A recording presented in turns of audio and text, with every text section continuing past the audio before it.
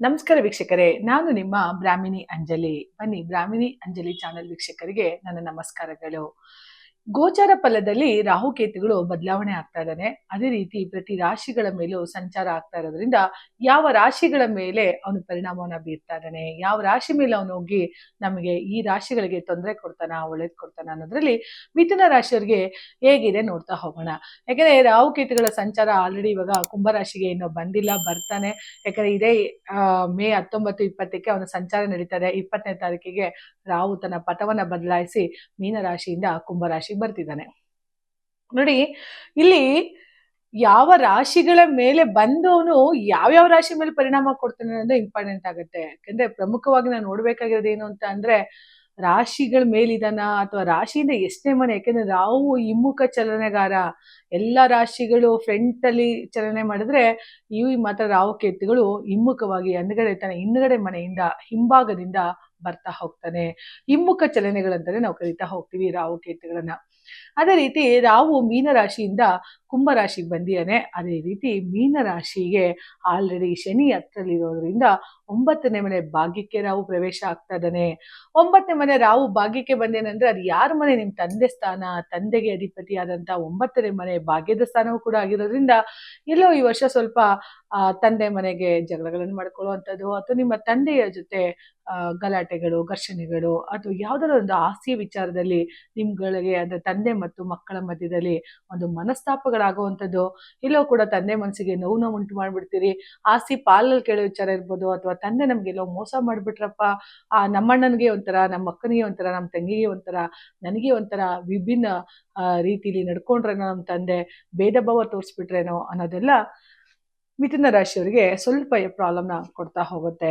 ಯಾಕೆಂದ್ರೆ 9ನೇ ಮನೆ ರಾಹು ತಂದೆಗೆ ಅಧಿಪತಿ ಅಂದ್ರೆ ತಂದೆಗೆ ಎಲ್ಲೋ ಒಂದ್ ಕಡೆ ಆರೋಗ್ಯದ ವಿಚಾರದಲ್ಲೂ ಕೂಡ ಹೆಚ್ಚು ಕಮ್ಮಿ ಆಗುವಂಥದ್ದು, ಎಲ್ಲೋ ತಂದೆಗೆ ದಿಢೀರಂತ ಅನಾರೋಗ್ಯ ತಪ್ಪಿ ನೀವು ಹೇಗೇನ್ ತಂದೆ ಮನೆಗೆ ಹೋಗುವಂಥದ್ದಾಗೋದು, ಅಥವಾ ಎಲ್ಲರ ಒಂದು ಕಡೆ ತಂದೆಗೆ ಸ್ವಲ್ಪ ಆರೋಗ್ಯದ ವಿಚಾರ ಆಗಿ ಹಾಸ್ಪಿಟಲೈಸ್ ಆಗುವಂಥದ್ದು, ಅಥವಾ ತಂದೆನ ಯಾರು ಇದ್ರೆ ಕಳ್ಕೊಳ್ಳುವಂತ ಒಂದು ಸಂಭವವನ್ನು ಕೂಡ 9ನೇ ಮನೆ ರಾಹು ಕೊಡ್ತಾರೆ. ಯಾಕೆಂದ್ರೆ 9ನೇ ಮನೆಯಲ್ಲಿ ರಾಹು ಬರೋದ್ರಿಂದ ಏನಾಗ್ತಾನೆ, ರಾಹು ತುಂಬಾ ನೆಗೆಟಿವ್ ಎನರ್ಜಿಗಳನ್ನ ಕೊಡೋದ್ರಿಂದ ಅದರಲ್ಲೂ ಕೂಡ 9ನೇ ಮನೆ ರಾಹು ಭಾಗ್ಯಕ್ಕೆ ರಾಹು ಬರಬಾರ್ದು ಅಂತಾರೆ. ಎಲ್ಲೋ ಒಂದ್ ಕಡೆ ನನ್ನ ಭಾಗ್ಯಕ್ಕೆ ರಾಹು ಬರೆದು ಬಿಟ್ಟೇನೋ, ಎಲ್ಲೋ ಒಂದ್ ಕಡೆ ನಂಗೆ ಬರ್ಬೇಕಾದ್ರೆ ಧರ್ಮದ ಮನೆ ಅದು. 9ನೇ ಮನೆ ಅನ್ನೋದು ಧರ್ಮದ ಮನೆ ಅಂತೀವಿ.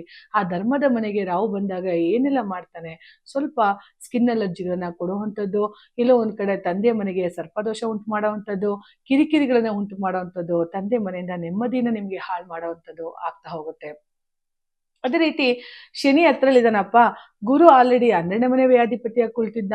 ಇಲ್ಲೂ ಒಂದು ಕಡೆ ಮಿಥುನ ರಾಶಿಯವರಿಗೆ 12ನೇ ಮನೆಯಲ್ಲಿದ್ದಂತಹ ಗುರು ಕಳೆದ ವರ್ಷಗಳಲ್ಲೂ ಕೂಡ ನಿಮಗೆ ಗುರುಬಲ ಇರಲಿಲ್ಲ. ಈಗ ರಾಶಿ ಮೇಲೆ ಸಂಚಾರ ಮಾಡ್ತಾ ಇರೋದ್ರಿಂದ ಜನ್ಮ ಗುರು ನರೋ ದುಃಖಂ ಅಂತಾರೆ. 9ನೇ ಮನೆಯಲ್ಲಿ ಗುರು ಇದ್ದಾನೆ, ನನ್ನ ಒಂದು ರಾಶಿಯ ಮೇಲೆ ಗುರು ಇದ್ದಾನೆ, 9ನೇ ಮೇಲೆ ರಾಹು ಇದ್ದಾನೆ, ರಾಶಿ ಮೇಲೆ ಗುರು ಇದ್ದಾನೆ ಅಂದಾಗ ಸ್ವಲ್ಪ ಎಲ್ಲೋ ಒಂದ್ ಕಡೆ ನಿಮ್ಗೆ ಏನ್ ಮಾಡ್ಬೇಕು ಅಂತಾನೆ ದಿಕ್ತೋಚಲ್ಲ ಅನ್ಸುತ್ತೆ. ಯಾಕೆಂದ್ರೆ ಏನ್ ಮಾಡ್ತಾ ಇದೀನಿ, ಎಲ್ಲೋ ಒಂದ್ ಕಡೆ ನಂಗೆ ತುಂಬಾ ತಲೆನೋವು ಬಾರಿಸುವಂಥದ್ದು, ಇದಕ್ಕಿದ್ದಂಗೆ ಮೈಗ್ರೇನ್ ಬಂದ್ಬಿಡೋದು. ಅಂದ್ರೆ ನೀವು ಲಾಕ್ ಆಗ್ತೀರಾ. ಮಿಥುನ ರಾಶಿಯವರು ಈ ವರ್ಷ ಲಾಕ್ ಆಗ್ತೀರಿ. ಏನ್ ಮಾಡ್ಬೇಕು ಅಂತ ದಿಕ್ಕು ತೋಚದಂಗ ಆಗ್ತೀರಿ. ಏನೋ ಕೆಲಸ ಕಾರ್ಯಗಳು ಮಾಡೋದ್ರಲ್ಲಿ ಅಡೆತಡೆಗಳು ಉಂಟಾಗುವಂಥದ್ದು, ಯಾಕೆ ಯಾವ ಕೆಲಸಗಳು ಆಗ್ತಾ ಇಲ್ಲ, ಮತ್ತೆ ಕೆಲಸಗಳಲ್ಲಿ ವೇ ಆಫ್ ಆಗುವಂಥದ್ದು, ಕೆಲಸವನ್ನ ತೆಗ್ದಾಕ್ಬಿಟ್ರಪ್ಪ, ನನಗೆ ಹೊಸ ಕೆಲಸ ಹುಡುಕ್ತಾ ಇದೀನಿ ಅನ್ನೋರಿಗೆ ಸ್ವಲ್ಪ ಮಿಥುನ ರಾಶಿಯವರು ಮಾಡುವಂತ ಕೆಲಸದಲ್ಲೇ ಮಾಡ್ತಾ ಹೋಗಿ. ದಿಢೀರಂತ ಕೆಲಸ ಬದಲಾವಣೆ ಮಾಡಬೇಡಿ.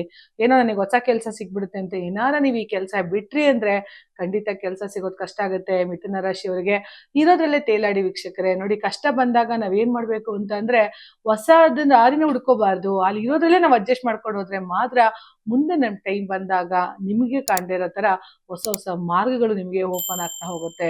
ಹಾಗಾಗಿ ಎಲ್ಲೋ ಒಂದ್ ಕಡೆ ಈ ವರ್ಷ ಭಾಗ್ಯದಲ್ಲಿ ರಾಹು ಇದ್ದಾನೆ, 10ನೇ ಮನೆಯಲ್ಲಿ ಶನಿ ಇದ್ದಾನೆ, ರಾಶಿಯ ಮೇಲೆ ಗುರು ಇದ್ದಾನೆ ಅಂದ್ರೆ ಸ್ವಲ್ಪ ಮಿಥುನ ರಾಶಿಯವರು ಯೋಚನೆ ಮಾಡಿ ಕೇರ್ಫುಲ್ ಆಗಿ ಡಿಸಿಷನ್ ತಗೊಳ್ಳಿ, ನಿರ್ಧಾರಗಳನ್ನು ತೆಗೆದುಕೊಳ್ಳಿ. ಯಾಕೆಂದ್ರೆ ಮಿಥುನ ರಾಶಿಯವರು ಸ್ವಲ್ಪ ಕಮ್ಯುನಿಕೇಶನ್ ಇರುವಂತರು. ಅಂದ್ರೆ ಅವ್ರದೊಂದು ಸಿಂಬಲೇ ಒಂದು ಗಂಡು ಮತ್ತೆ ಹೆಣ್ಣು ಮುಖಾಮುಖಿಯಾಗಿ ಸಂಭಾಷಣೆ ಮಾಡುವಂತಹ ಒಂದು ಸಿಂಬಲ್ ಇರೋದ್ರಿಂದ ಮಿಥುನ ರಾಶಿಯವರು ಯಾರ ಜೊತೆ ಮಾತಾಡ್ಬೇಕಾದ್ರೂ ಸ್ವಲ್ಪ ಕೇರ್ಫುಲ್ ಆಗಿ ನೋಡ್ಕೊಂಡು ಮಾತಾಡ್ತಾರೆ. ಸುಖ ಸುಮ್ಮನೆ ಎಲ್ಲರ ಜೊತೆನೂ ಮಾತಾಡಕ್ ಹೋಗಲ್ಲ, ಕಮ್ಯುನಿಕೇಶನ್ ಮಾಡಕ್ ಹೋಗಲ್ಲ. ಅವ್ರಿಗೆ ಯಾರು ಇಷ್ಟ ಆಗ್ತಾರೋ ಅವ್ರ ಜೊತೆ ಮಾತ್ರ ಕ್ಲೋಸ್ ಅಪ್ ಆಗ್ತಾರೆ, ಅವ್ರ ಜೊತೆ ಮಾತ್ರ ಕಮ್ಯುನಿಕೇಶನ್ ಮಾಡ್ತಾರೆ.